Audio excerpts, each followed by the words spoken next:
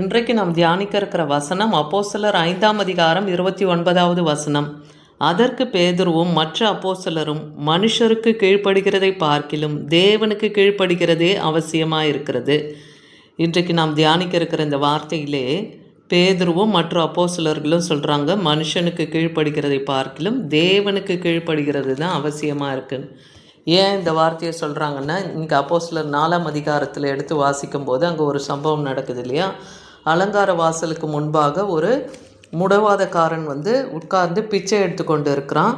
அவன் தேவாலயத்தில் பிரவேசிக்கும் போகிற பேதுருவையும் யோவானையும் அவன் கண்டு பிச்சை கேட்குறான். அப்போ பேதுருவும் யோவானும் அவனை உற்று பார்த்து எங்களை நோக்கி பாருன்னு சொல்கிறாங்க. அவனும் அவர்களை ஏறெடுத்து பார்க்குறான். அப்போ பேதுரு சொல்கிறாரு, வெள்ளியோ பொண்ணோ எங்களிடத்தில் இல்லை, என்னிடத்திலே உள்ளவைகளே உனக்கு தருகிறேன், நசரேயனாகிய இயேசு கிறிஸ்துவின் நாமத்தினாலே நீ எழுந்து நட என்று சொல்லி வலது கரத்தினாலே அவனை பிடித்து தூக்கிவிட்டான். உடனே அவனுடைய கால்களுடைய கரல்கள் எல்லாம் பலன் கொண்டதுன்னு பார்க்குறோம். அவன் குதித்து எழுந்து நடந்தான். அதே போல் அவன் தேவனை துதித்து கொண்டே அவர்களோடு கூட தேவாலயத்திலே பிரவேசித்தான். அவன் நடக்கிறதையும் தேவனை துதிக்கிறதும் பார்த்து ஜனங்கள் எல்லாம் ஆச்சரியப்படுறாங்க. இவன் அலங்கார வாசலுக்கு வெளியே பிச்சை எடுத்துக்கொண்டு இருந்தவன் இவன் தானே என்று சம்பவித்ததை குறித்து ஆச்சரியப்பட்டு கொண்டிருக்காங்க.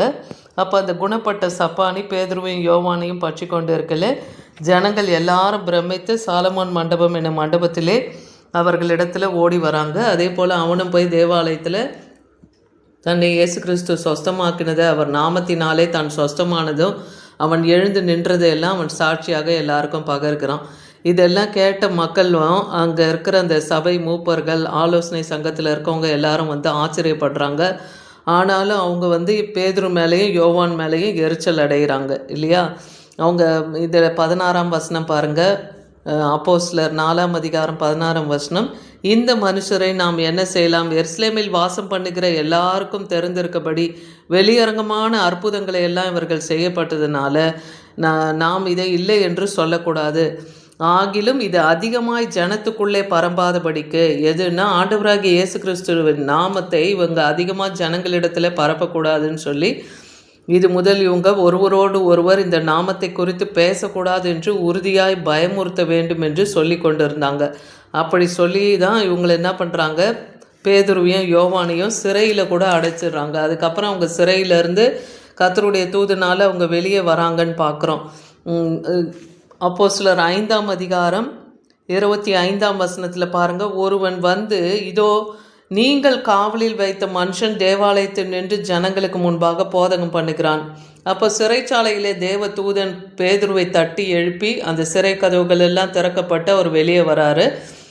மறுபடியும் அவர் தேவாலயத்துக்கு அருகில் அவர் பிரசங்கம் பண்ணுறாரு. இதை பார்த்து அந்த சேனை தலைவன் சேவகரோடு அவங்கள கல்லெறியறதுக்கு வராங்க.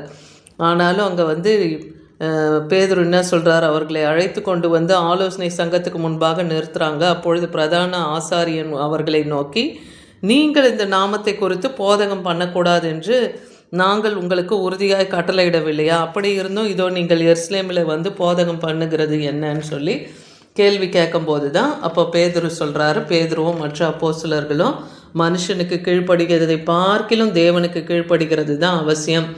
உங்களால் மரத்திலே தூக்கி கொலை செய்த இயேசுவை நம்முடைய பிதாவாகிய தேவன் எழுப்பி இன்றைக்கும் அவர் பிதாவுடைய வலது பாரியத்தில் ஜீவனுள்ள தேவனாக வீற்றிருக்கிறார் இல்லையா. அவர் இஸ்ரவேலுக்கு மனம் திரும்புதலையும் பாவ மன்னிப்பையும் அருள்கிறதுக்காக தான் அவரை அதிபதியாகவும் இரட்சகராகவும் தமது வலக்கரத்தினாலே பிதாவாகிய தேவன் உயர்த்தினார்னு இந்த காரியத்தை அப்போஸ்தலனாகிய பவுல், அப்போஸ்தலனாகிய பேதுரும் மற்ற அப்போஸ்தலர்களும் அவர்களிடத்தில் பேசுகிறத பார்க்குறோம்.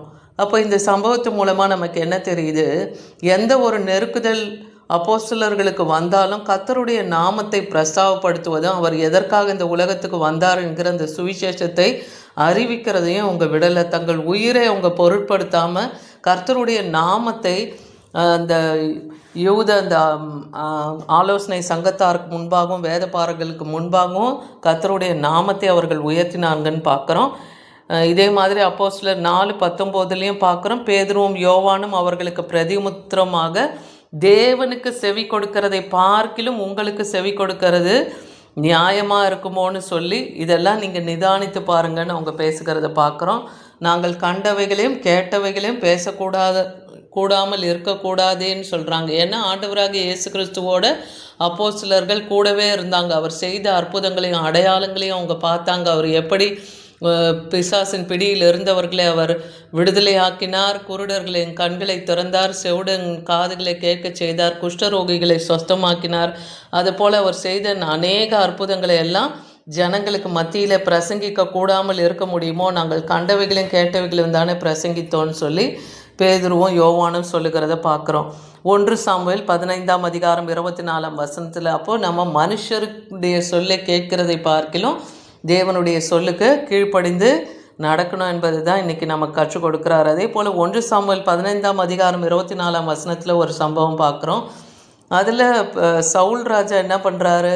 கர்த்தர் எச்சரித்தும் அமலேக்கரை முற்றிலுமாய் அழித்து போடு, ஏன்னா எகிப்திலேருந்து இஸ்ரவேல் ஜனங்கள் கடந்து வரும்போது அமலேக்கர்கள் இஸ்ரவேல் ஜனங்களை பயமுறுத்தி அவங்கள கஷ்டப்படுத்தினாங்க. அதனால் தேவனுடைய கோபம் அமலேக்கர் மேலே இருந்ததுனால சவுல் ராஜாவை அமலேக்கர்களும் அவர்களுக்குரிய சகலத்தையும் முற்றிலுமாய் அழித்து போடும்படியாக கட்டளை கொடுக்குறாரு. ஆனால் சவுல் ராஜா என்ன பண்ணுறாரு? அந்த யுத்தத்தில் ஆண்கள் பெண்கள் குழந்தைகள்ன்ட்டு எல்லாரையும் மனுஷர்களெல்லாம் அழித்து போட்டுறாரு. அந்த ராஜாவை கைது பண்ணி கொண்டோம் அங்கே இருந்த முதல் தரமான ஆடுகளையும் மாடுகளையும் அங்கே இருந்த மிருக ஜீவன்களை எல்லாம் ஓட்டிக்கிட்டு வந்துடுறாரு. அதை கொலை செய்யாமல் கொண்டு வந்துடுறாரு. இது தேவனுடைய பார்வைக்கு பொல்லாப்பாக இருக்குது. மறுநாள் சாமுவேல் தீர்க்கதரிசிக்கு கர்த்தருடைய வார்த்தை கடந்து என்ன சொல்கிறாருன்னா, நான் சொல்லியும் என் வார்த்தையை மீறி சவுல் பாவம் செய்தான்னு சொல்கிறாரு. இந்த 1 சாமுவேல் 15:24 பாருங்கள். சவுல் சாமுவேலை நோக்கி, நான் கர்த்தருடைய வார்த்தையும் மீறினதுனாலே பாவம் செய்தேன், நான் ஜனங்களுக்கு பயந்து அவர்கள் சொல்ல கேட்டேன்னு சொல்கிறாரு. அப்போ எதனால் இந்த மாதிரி மிருகங்களின் சத்தங்களை கேட்குறனே அப்படின்னு சொல்லும்போது, ஜனங்க தான் நலமானதை எடுத்து உன்னுடைய தேவனுக்கு பலியிடுறது தேவைன்னு சொல்லி எடுத்துகிட்டு வர சொன்னாங்கன்னு சொல்கிறார் அவர் சவுல் ராஜா. அப்போது சாமுவேல் தீர்க்கதரிசி சொல்கிறாரு, தேவன் அருவருக்கிற காரியங்களை நீ செய்வது எப்படி? இந்த 1 சாமுவேல் 15:23 ரெண்டகம் பண்ணுதலும் பில்லி சூனிய பாவத்துக்கும் முரட்டாட்டம் பண்ணுதலும் அவபக்தியும் விக்கிரக ஆராதனைக்கும் இதெல்லாம் சரியாக இருக்குது. அப்போ தேவனுக்கு கீழ்ப்படியாமை எதுக்கெல்லாம் ஒத்து போகுதுன்னா, இப்படி ரெண்டகம் பண்ணுதல், பில்லி சூனியங்கள் மற்றும் விக்கிரக ஆராதனை, இது எல்லாத்துக்கும் இணையாக இது இருக்குது. அதனால் கர்த்தருடைய வார்த்தையை புறக்கணித்து நீர் இப்படி நடந்ததுனால நீர் ராஜாவாக இராதபடிக்கு கர்த்தர் உன்னை புறந்தள்ளி போட்டார்னு சொல்கிறார். அதனால சாமுவேல் அவனை நோக்கி, கர்த்தர் இன்று உம்மிடத்திலிருந்து இஸ்ரவேலின் ராஜ்யத்தை கிழித்து போட்டு உம்மை பார்க்கிலும் உத்தமனாக இருக்கிற உம்முடைய தோழனுக்கு அதை கொடுத்தார்னு சொல்லி, அது தாவீதுக்கு அந்த ஸ்தானத்தை கர்த்தர் கொடுக்கிறார் இல்லையா? இஸ்ரவேலின் ஜெயபாலமானவர் பொய் சொல்லுகிறதும் இல்லை, தாம் சொன்னதை பற்றி அவர் மனஸ்தாபப்படுகிறதும் இல்லை, அவர் மனம் மாற மனுஷனும் அல்ல என்றான். சாமுவேல் தீர்க்கதரிசி இது சொல்கிறார். அப்போது சவுல் ராஜா பின்னாடியே எவ்வளவோ அவருக்கு அழுது கதறுகிறாரு. ஆனாலும் சாமுவேல் இனி உன் முகத்தையே பார்க்க மாட்டேன்னு சொல்லி அவரை விட்டு கடந்து போயிடுறாருன்னு பார்க்குறோம். அப்போது பலியிடுகிறதை பார்க்கிலும் கர்த்தருக்கு செவி கொடுத்தலே உத்தமம் இல்லையா? ஆட்டுக்கடாக்களின் நினைத்தை பார்க்கிலும் பலிகளை பார்க்கிலும் கர்த்தருக்கு செவி கொடுத்தலே உத்தமம் என்றே வேதவசனம் சொல்லுது. அப்போ தேவனுக்கு கீழ்ப்படியாமல் அவர் அந்த அமலேக்க ராஜாவையும் அந்த முதற்தரமான 2ஆம் தரமான மிருகங்களை எல்லாம் அவர் மிருக ஜீவன்களை அவர் உயிரோடு வைத்திருந்தது தேவனுடைய பார்வைக்கு அருவருப்பாக இருந்ததுன்னு பார்க்குறோம். அதனால் அவர் ராஜாசனத்தில் இருந்து சவுல் ராஜாவை தேவன் தள்ளி போட்டார்னு பார்க்குறோம். மார்க் 7ஆம் அதிகாரம் 7-8 வசனத்தில் பார்க்குறோம், மனுஷனுடைய கற்பனை உபதேசங்களை போதித்து வீணா எனக்கு ஆராதனை செய்கிறார்கள். அப்போ தேவன் எதை அருவருக்கிறார்னா, மனுஷர்கள் கற்பனையாய் உபதேசம் பண்ணுகிறதை தேவன் அந்த போதகத்தை அருவருக்கிறார். அதே போல் வீணாக தனக்கு செய்கிற ஆராதனையும் தேவன் ஏற்கலையாம். ஏன்னா மாயக்காரராகிய உங்களை குறித்து ஏசாயா தீர்க்கதரிசி ஏற்கனவே சொல்லியிருக்கிறார் என்றார். நீங்கள் தேவனுடைய கட்டளையெல்லாம் தள்ளிவிட்டு மனுஷனுடைய பாரம்பரியத்தின்படி நடக்கிறீங்களே, கைகளை கழுவுவதும் சொம்புகளை கழுவுவதும் இப்படிப்பட்ட அநேக சடங்குகளை எல்லாம் நீங்கள் அனுசரித்து வருகிறீர்களேன்னு சொல்கிறார். தேவன் நம்ம எதை சுத்திகரிக்க சொல்கிறார்? நம் இருதயத்தை சுத்திகரிக்க சொல்கிறார் இல்லையா? நம் இருதயத்தோலை நுனித்தோலை தான் அவர் விருத்த சேதனம் செய்ய சொல்கிறார். பாவம், அக்கிரமம், அசுத்தம், காம விகாரம் இந்த மாதிரியான தீட்டான காரியங்களை தான் நம்ம இடத்துலேருந்து எடுத்து போட சொல்கிறாரே தவிர இந்த பாத்திரங்களையும் சொம்புகளையும் கிண்ணங்களையும் கழுவுகிறதுனால நாம் பரிசுத்தம் ஆகிறது கிடையாது.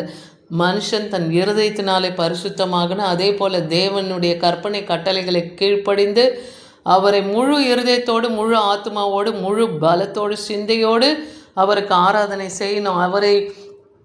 அவரை மகிமைப்படுத்தணும் என்பது தான் தேவனுடைய கட்டளையாக இருக்குன்னு பார்க்குறோம். அடுத்து மூன்றாவது ஒரு சம்பவம் நம்ம வேதத்தில் பார்க்கும்போது ஆதியாகமம் 3:17 அவர் ஆதாமை நோக்கி, நீ உன் மனைவியின் வார்த்தைக்கு செவி கொடுத்து புசிக்க வேண்டாம் என்று உனக்கு விலக்கின இந்த விருட்சத்தின் கனியை புசித்ததினாலே பூமி உன் நிமித்தம் சபிக்கப்பட்டிருக்கும். நீ உயிரோடு இருக்கும் நாளெல்லாம் வருத்தத்தோடு அதன் பலனை புசிப்பாய் என்று கர்த்தர் சொல்கிறார். இந்த ஆதியாகமம் 3ஆம் அதிகாரத்தில் நம்ம வாசிக்கும் போது தேவன் ஆதாமையும் ஏவாளையும் அந்த ஏதேன் தோட்டத்தில் அவங்கள வசிக்க விட்டுருக்கிறார் இல்லையா. சகலத்தையும் அவங்கள ஆண்டு கொள்ளும்படியாக அந்த இலையில ஒப்பு கொடுத்துருக்கார்.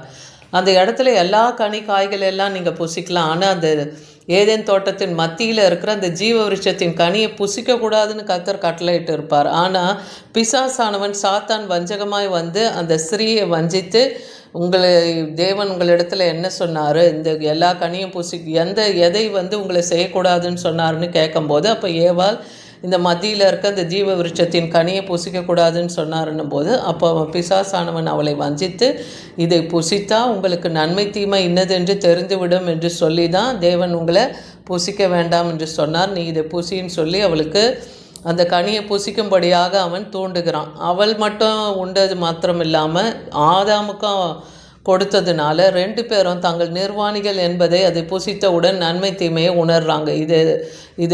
இதை கண்ட தேவன் வந்து அவர்களிடத்தில் கோவப்படுகிறார். நீங்கள் என் வார்த்தைக்கு ஏன் செவி கொடாமல் போனீங்க? நீங்கள் இந்த விருட்சத்தின் கனியை உங்களை புசிக்க வேண்டான்னு சொன்னேனே, அதனால் நீங்கள் இது முதல் பூமி உங்கள் நிமித்தம் சபிக்கப்பட்டிருக்கோன்னு சொல்கிறாரு.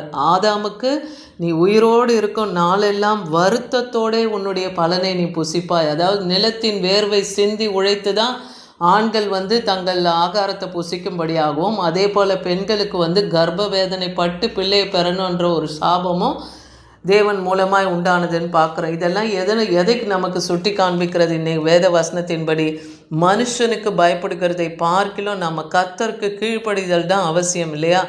அவர் தேவாதி தேவன், அவர் சொல்லுக்கு நாம் கீழ்ப்படிந்து நடப்பது தான் இந்த உலகத்தில் உத்தமமாக இருக்கிறது. அது அப்படிப்பட்டவர்களை தான் தேவன் நேசிக்கிறார். அப்படிப்பட்டவர்களுக்கு தேவன் இறங்குகிறார். தாவீது கர்த்தருடைய வார்த்தைக்கு கீழ்ப்படிந்து அவருடைய சித்தத்தை செய்கிறவராக இருந்தார். சவுல் அந்த காரியத்தில் தவறி போனார்னு பார்த்தோம் இன்னைக்கு. அதே போல் இந்த ஆதாம் ஏவாள்லையும் அவங்களும் கீழ்ப்படியாமல் தேவன் புசிக்கக்கூடாதுன்னு சொன்ன காரியத்தை அவங்க செஞ்சாங்க. அதன் மூலமாக அவர்களும் அந்த ஏதேன் தோட்டத்தை விட்டு தள்ளப்பட்டாங்கன்னு பார்க்குறோம். இன்றைக்கும் தேவனுடைய ஸ்தானத்திலிருந்து நாம் தள்ளப்படாதபடிக்கு கர்த்தருடைய சத்தத்தை கேட்டு சித்தத்தை செய்கிறவர்களாய் இருக்க வேண்டும். ஆமேன்.